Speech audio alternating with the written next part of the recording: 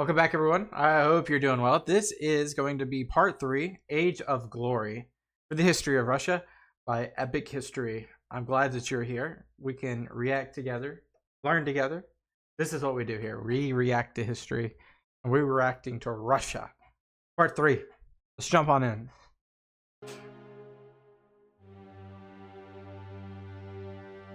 In the early 1700s, Peter the Great's reforms put Russia on the path to becoming a great European power. But it was his grandson's German wife, Catherine, who deposed her husband to become Empress of Russia, who oversaw the completion of that transformation. Like Peter, she too would be remembered as the Great. Catherine the Great.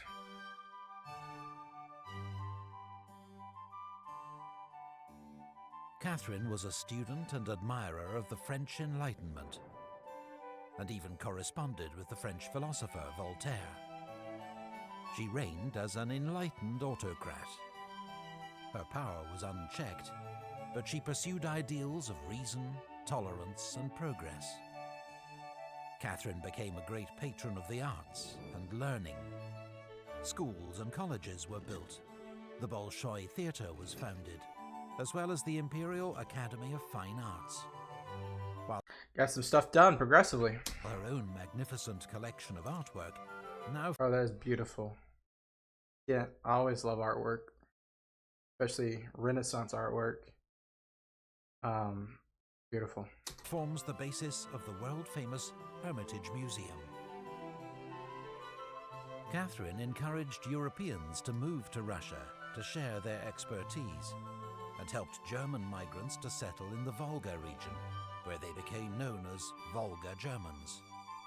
Their communities survived nearly 200 years, until on Stalin's orders, they were deported east at the start of World War II. Oof. Yep. Catherine's reign also saw enormous territorial expansion.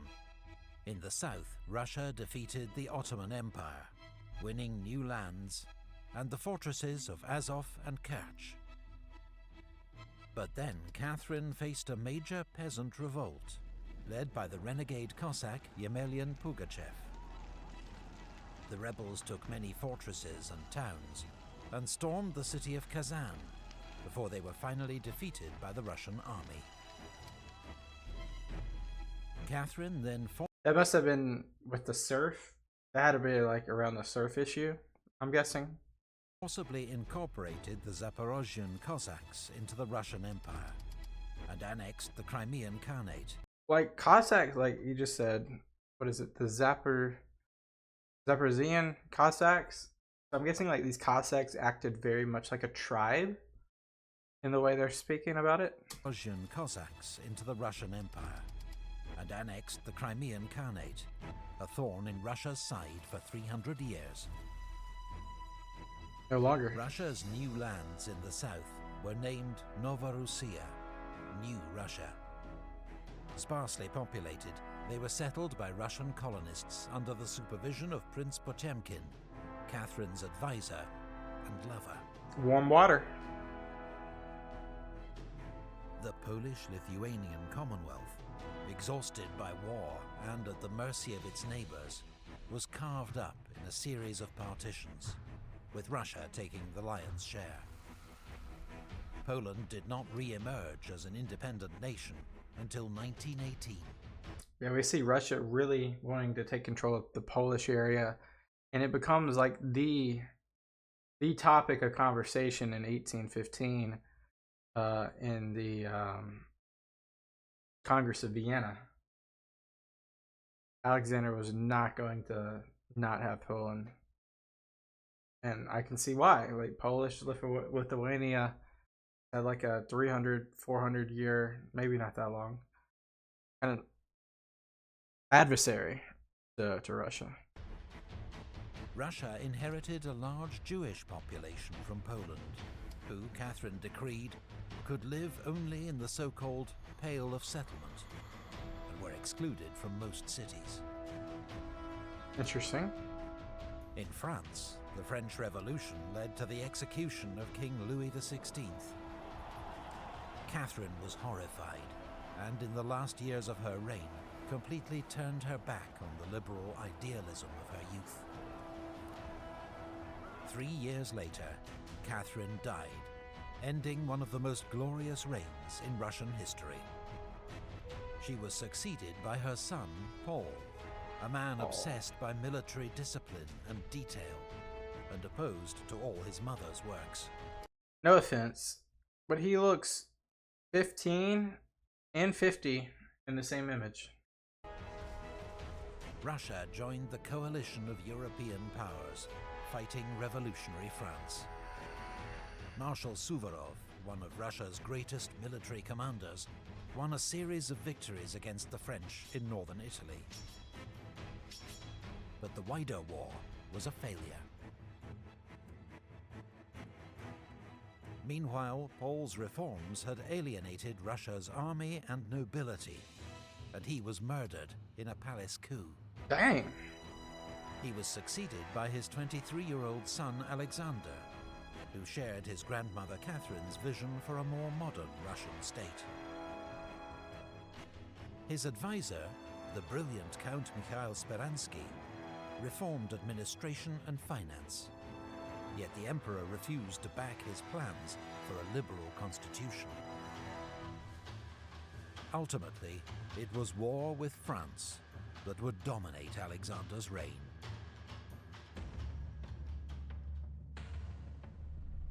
Not fun times here. France had a new emperor, Napoleon Bonaparte, who inflicted a series of defeats on Russia and her allies at Austerlitz, Eylau, and Friedland. But at Tilsit in 1807, the two young emperors met and made an alliance. Right, and this is when Napoleon and Alexander were like the best of friends, and of course there's even another image where they share a kiss, and that's kind of like the partnership of Europe and the decree against. They create the decree against Great Britain, and it was really it was the continental system by Napoleon, basically saying no one gets to trade with Britain.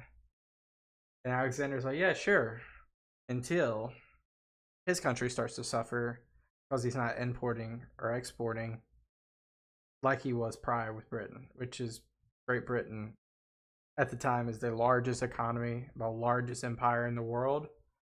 When it comes to their colonies and their exports, so tough not to go that way, and that's of course when the fallout happens between these two. Russia attacked Sweden, annexing Finland, which became an autonomous Grand Duchy within the Russian Empire. You know, why not? But then, in 1812, Napoleon invaded Russia. At Borodino, Because Russia started trading with Britain again. French and Russian armies clashed in a gigantic battle, one of the bloodiest of the age. Napoleon emerged victorious, but the Russian army escaped intact. Napoleon occupied Moscow, which was destroyed by fire. And when Alexander refused to negotiate, the French army was forced to make a long retreat through the Russian winter and was annihilated. Pretty much.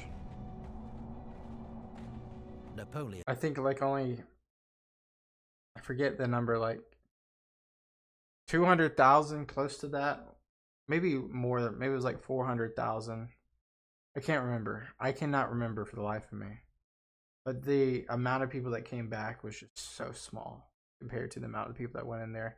Most of them died actually on the way there in proportion versus the way back. The way there was more in the summer months, and disease really metastasized and did in the air and really gave people problems. The way back, you're gonna have people freezing to death, and you're gonna also have like the horrendous like bridge debacle where a lot of people get trapped and cornered and people freeze and etc. But overall, it's just a horrible campaign for Napoleon, and ultimately crushes his army everywhere. Had been dealt a mortal blow, and Russia, alongside Prussia, Austria, and Britain, then led the fight back, which ended in the capture of Paris and Napoleon's abdication. At the Congress of Vienna, as part of the spoils of war, Alexander became King of Poland. Then, with Austria and Prussia, he formed the Holy Alliance, with the aim of preventing further revolutions in Europe. Meanwhile, in the Balkans and Caucasus, Russia had been waging intermittent wars against the Ottoman Empire, Persia, and local tribes. The frontier had been pushed south to incorporate Bessarabia, Circassia, Chechnya, and much of modern Georgia, Dagestan, Azerbaijan, and Armenia. Modern day areas, But the peoples of the Caucasus bitterly resisted Russian rule. Russia's attempt to impose its authority on the region led to the Caucasian War, a brutal conflict fought amongst the mountains and forests. That's a 50. Oh my god! I just realized it's almost like a 50-year war. Would drag on for God nearly dang. 50 years. Alexander was succeeded by his brother Nicholas, a conservative and reactionary. But parts of Russian society had now developed an appetite for European-style liberalism, including certain army officers who'd seen other ways of doing things during the Napoleonic Wars. They saw Nicholas as an obstacle. Yeah, and that's even prior to Nicholas. You get the Decembrist riots with, like, you know, them opposing the system, and they wanted to like kind of like piggyback off the French idealism, but you have like the wave of revolution happening, and the Decembrist riots, or the Decembrist revolution, however you want to call it, opposed Nicholas, in favor, I think, of his brother, who was giving up the throne to Nicholas. There was like a bunch of brothers, and Alexander was originally going to give it to a different one, and now he gave it to Nicholas because of, by way of the other one. I forget his name, but because Alexander died so suddenly, it was just like random. It was not expected. So these people tried to basically create a coup, and Nicholas rushed them. It was close, sort of, not really. Nicholas crushed them. So he definitely changed some things. The new emperor's first challenge would be military revolt.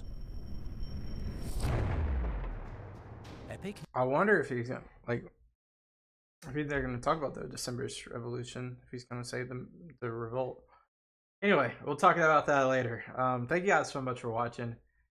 Russia history is super cool, super interesting. As all history is, we all connect the dots. We learn a little bit more. We kind of deepen our contextualization to the entire thing.